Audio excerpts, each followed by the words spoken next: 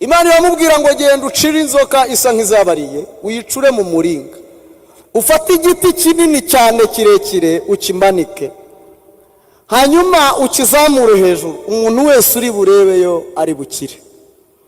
Uzi ikintu gitangaje abantu banze kurebayo? Bino ngukoresha banze kurebayo. Umubyeyi akageraho akodeshereza abakarana umwana kugira ngo umwana arebeyo, undi akanga.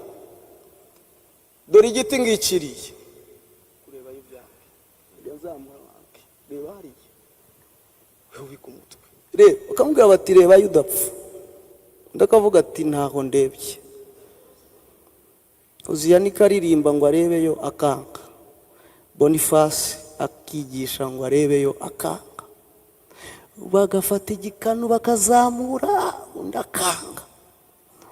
Rebayo udapfa, ati sinarebayo mfite masters, tigewe ntago narebayo narize, sinarebayo mfite umuryango turaba generali. Bakageraho bakodesha abantu ngo umuntu arebeyo akanga, bakavuga bati tubabarire urebeyo udapfa, dore ubumara bugeze ahantu habi, ahantu nutarebayo urapfa, nta n'isaha ushigaje. Bakageraho bagakodesha abacuranzi ngo umuntu arebeyo akanga. Bakavuga bati turakwinginze rebayo udapfa, avuga ati ntago narebayo nashatse neza. Bakamwinginga bati rebayo, akavuga ati sinarebayo ndi inzobe ndeshanya, sinarebayo. Bati rebayo udapfa, sinarebayo mfite konte. Bakamwinginga bati rebayo udapfa, sinarebayo. Bakagira bavuga bati kora muganza mugenzi wawe urebeyo, umuntu akanga ati ngewe sindebayo.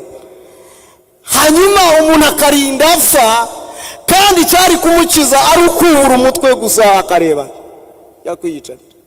Kandi ahantu Yesu amanitswe ni hejuru cyane.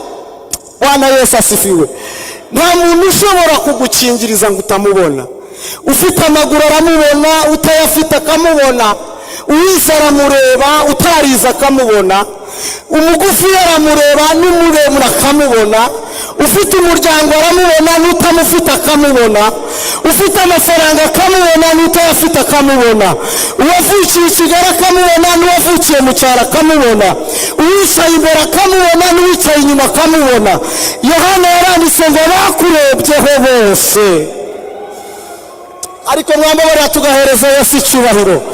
Munyikirize cyane muvuge ngo haleluya. Yesu ahantu ari araboneka, aragaragara, ariko abantu banze kurebayo.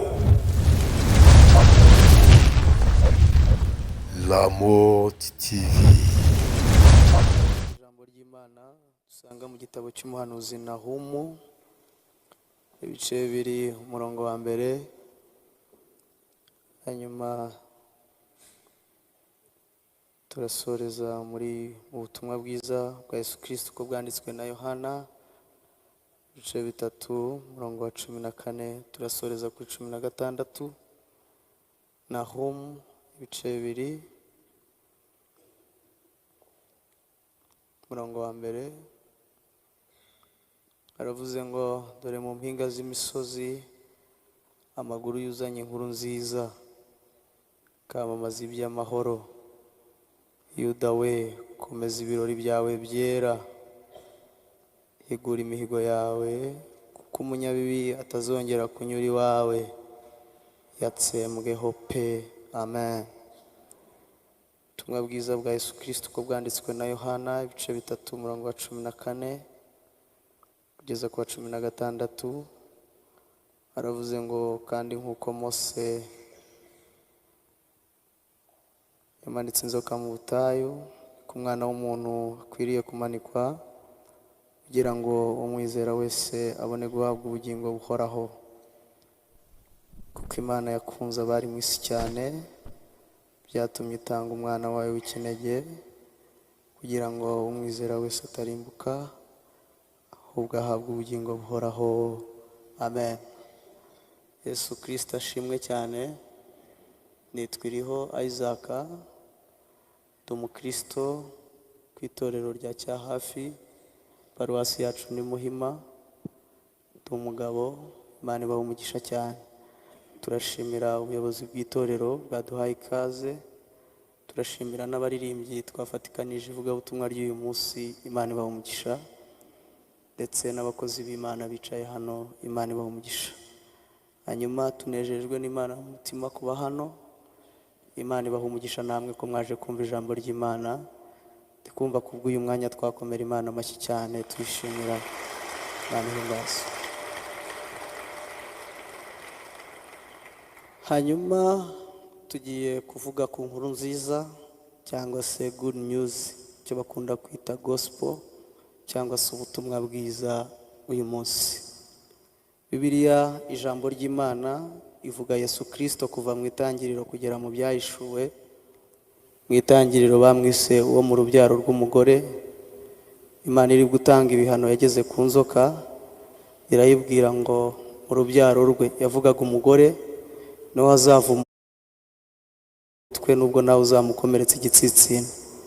Hanyuma mu kuva, Yesu Kristo bamwita igitambo cyatambwe. Murabizi neza ko ibyago 9 bitigeze bibasha kubatahana mu rugo, ariko umunsi baraye basize amaraso ku nkomangizo z'imiryango baratashye. Yesu Kristo niwe ufite uburenganzira bwo kuvana umuntu mu bunyage bw'imyaka 400 akamutahana mu rugo. Hanyuma mu gitabo cy'Abalewi bamwita umutambyi mukuru. Abashumba bakunyuza imbere n'abazakunyura imbere ntago bazi, ariko Yesu Kristo niwe mutambyi mukuru. Ntasimburwa, ntashirana n'ibihe, ntasaza, yinjiye ahera rimwe, ahora yiteka ryose. Yesu Kristo ni umutambyi mukuru. Hanyuma mu kubara bamwita igitambo cy'impongano, mu gutegeka kwa kabiri bakamwita igitare cyakubiswe. Hanyuma Rusi yamwise umucunguzi wacu wa bugufi, bacamanze bamwita umunyembaraga muri twe. Yesu bamwita marayika w'Uwiteka. Yohana uyu twasomye yamwise Logos, ijambo w'Imana. Hanyuma Nahumu twasomye yamwise umuhoza. Yohana ageze mu byahishuwe amuhishurirwa mu buryo budasanzwe, amwita Alpha na Omega, itangiriro n'iherezo, umwami w'amahoro. Ndikumva ari gukwiriye igitaramo uyu munsi, tuvuge twese ngo amen. Hanyuma tugiye kumuvuga, tumuvuze tumukuye muri Nahumu, tuvuge nk'umuhoza, inkuru nziza, inkuru iruhura umutima, inkuru ikuraho umutwaro, inkuru ikesha mu maso, inkuru umuntu amenya nubwo yaba atariye akibagirwa inzara, inkuru umuntu amenya nubwo yaba adaheruka gukaraba gacya, inkuru umuntu amenya umutwaro ukamuvaho, inkuru yumva umutima ukururuka, inkuru isimbura sitoke, inkuru isimbura umugabo, inkuru isimbura ubupfubyi, inkuru isimbura ubukene, inkuru isimbura ubugufi n'uburebure, ahubwo inkuru nziza, inkuru nziza. Bwana Yesu asifiwe. Iyi nkuru abahanuzi benshi barayihanuye ariko bagapfa batayibonye. Abisiraheli bagize umunezero babonye Mose, baravuga ngo tubonye umuntu uzatugezayo, ariko bageze mu nzira arapfa, babona yari umuntu nk'abandi.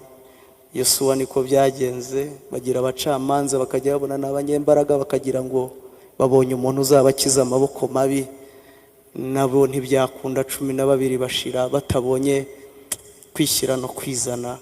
Ariko umunsi umwe umusaza Simiyoni amubonye, aravuga ngo noneho usezerera umugaragu wawe, kuko ibiganza byanjye, haleluya, ngo amaso yanjye abonye agakiza, haleluya. Hari inkuru iruta kubyara, hari inkuru iruta gushaka, kandi narashatse ndabizi ko nabyo ari byiza, naranabyaye nzi ko ari byiza, ariko hari inkuru isumba izo. Hari inkuru iruta kubona iduka downtown, kujya Dubai, kwicara hano naho ni heza, kuba muri korari, ariko hari inkuru isumba izindi. Bwana Yesu asifiwe. Ariko mwanyikirije cyane mukavuga ngo haleluya. Uyu ni umwaka w'inkuru nziza, ko n'ukuri kw'Imana. Hari inkuru zasobanukirwa ukumva ururutse, kumva ibindi byose birasanzwe. bose barinze bapfa batarabona ariko bakizeye. Haleluya. Bageraga ikuzimu, amategeko ni amanyantege nke cyane kuko atabasha kugeza umuntu mu ijuru. Umuntu wayubahirizaga wese akayuzuza neza, ubugingo bwe bwarakingiranwaga. Satani yagiraga akaboxi abukingiranamo, agahora bwivuga hejuru ati ninde uzabacungura, ninde uzabankura mu biganza. Maze umunsi umwe Yohana Umubatiza bamuca igihanga, amanutse ikuzimu asanga baracyaririmba iyo ndirimbo ngo uzaza ryari. Arababwira ati nimuhumure, mbonye inkuru y'ihumure, ari mu nzira ari inyuma yanjye, nsize mubatije gatoya cyane. Ambwiye ko impumyi zirimo guhumuka, ibirema birimo kugenda. Haleluya. Imbohe zirimo kubohorwa, ari inyuma yanjye arimo kuza. Nkimwinura mu mazi, ijuru rirakingutse, inuma imuhagarara ku bitugu, iravuga ngo uyu mwana nkunda kandi nkamwishimira. Aravuga ngo nimuhumure, araje. Yesu ashimwe cyane. Hadaciye kabiri bamubamba nabi, bamwica nabi, bamutanyaguza nabi, bazi ko atazagaruka. Ariko abantu bari hasi bumva isinzira amanutse, bumva hari inkuru imanukanye imbaraga nyinshi, bumva hari inkuru imanukanye imbaraga nyinshi, bumva umuriro, bumva igishitsi kimanutse. Arabanza arabohora, amaze kubohora bamara iminsi 40 Yerusalemu batambagira. Na n'uyu munsi baracyaririmba indirimbo y'intsinzi. Turashimira Yesu Kristo wadutsindiye mu izina ryawe.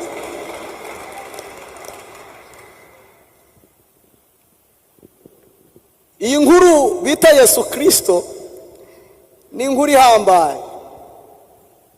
Yesu ni igitangaza. Njya nkunda kuvuga ngo niwe muntu wabaye umusitari adakozwe na YouTube. Yesu ntiyigeze agira channel, ntiyigeze agira account kuri TikTok, ntiyigeze aba kuri Facebook,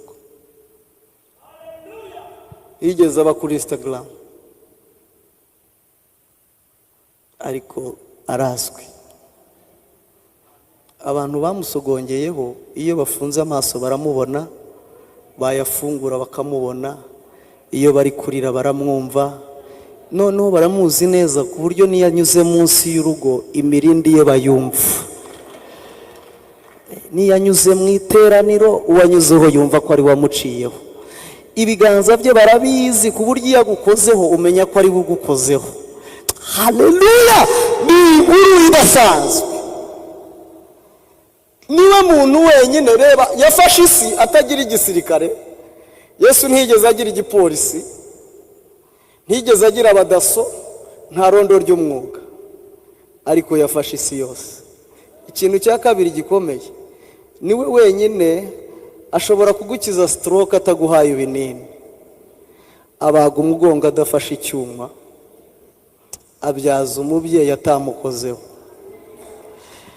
azura abapfuye, aruhura indushyi, afata abari insuzugurwa cyane akabaha ubuzima. Dore ibirenge byuzanye inkuru nziza. Haleluya. Dore ibirenge byuzanye inkuru nziza, akamamaza iby'amahoro. Yuda we, use gukuramo Yuda ushyiremo izina ryawe, komeza ibirori byawe byera, kuko umunyakibi atazongera kunyura iwawe, asembweho burundu. Haleluya. Hari inkuru y'isanamitima, hari counseling itari rehabilitation y'abadokiteri, hari ugukira kudatewe n'ibinini, hari ukuzuka, hari ubuzima, hari ubuzima budakomoka mu muceri, budakomoka mu matabure ateguye neza, butava mu mahoteli ahenze, ubuzima buva mu kumenya inkuru nziza. Hanyuma reka mbabwire ikintu gitangaje. Biravuze ngo kandi nk'uko Mose yamanitse inzoka mu butayu, Abisirayeli bagomeye Imana, ibateza inzoka z'ubusabwe cyangwa z'ubumara bwica, zirabica. Mose asubira imbere y'Imana ajya gusenga, bati bashirire mu maso yanjye.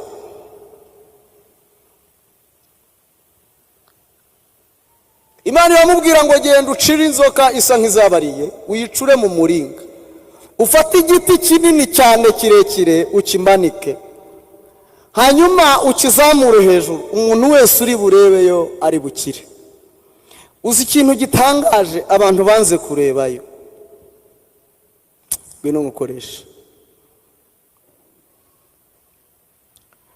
banze kurebayo. Umubyeyi akageraho akodeshereza abakarana umwana kugira ngo umwana arebeyo, undi akanga.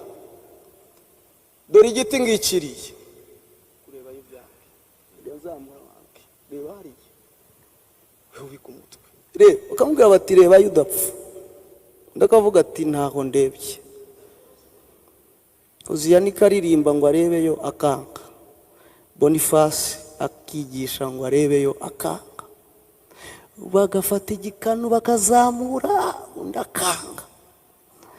Rebayo udapfa, ati sinarebayo mfite masters, tigewe ntago narebayo narize, sinarebayo mfite umuryango turi abajenerali.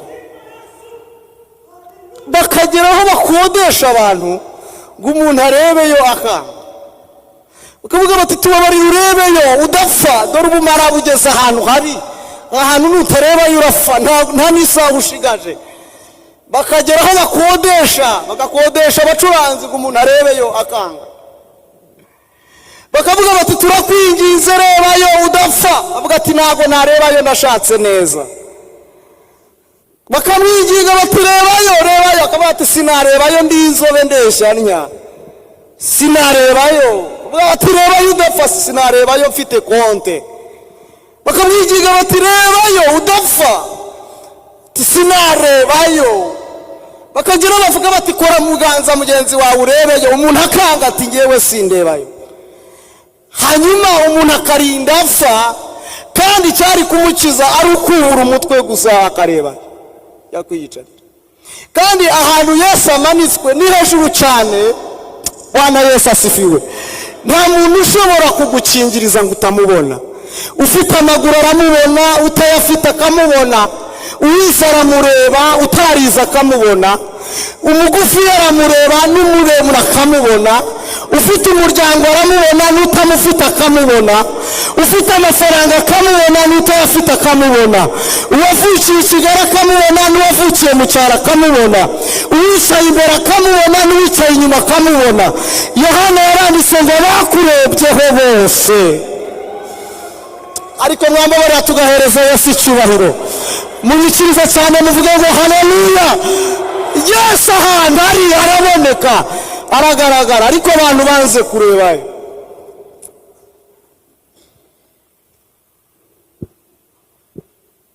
Kubura umutwe gusa,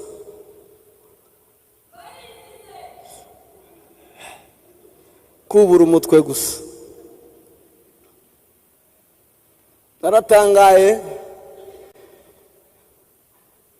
abantu bakunda kubika umutwe cyane. Umuntu arasenga, ariko agasenga afite naho inzira atekereza bizanyuramo. Akavuga ati ngize ati Mana ndagusaba amafaranga, ariko mbona Boniface yayama, mbona pastor yayama. Ukajya usenga, ukareba ukabona umuntu ari gusenga, ariko afite n'ikindi kintu arebyeho, ariko kureba ku musaraba. Muririmbyi yaririmbye ngo haturuka iriba rimara inyota, ngo twahanywereye amazi meza, amazi y'ubugingo. Imana ibaha umugisha mu izina rya Yesu. Ndasoje, ndagira ngo dusenge Imana. Ndashaka ubwire ngo ku musaraba hari iriba ridasanzwe. Yesu yavuye amaraso, yayavuye rimwe ariko atemba iteka. Ayo maraso aratemba, niyo maraso afite uburenganzira bwo gutemba azamuka. Arazamuka akagera mu majyaruguru, atemba amanuka, atemba atambika, ajya mu mikingo, akajya muri etaje ya gatatu agakurayo umuntu. Ayo maraso yurira urutara agakurayo umuntu, afata ba bandi batize aratemba, niyagera mu miryango y'umurozi agakurayo umupasitoro, niyagera mu miryango y'abapfumu akavanayo umupasitoro. Ayo maraso niyagera mu muryango w'indaya akavanayo umuririmbyi.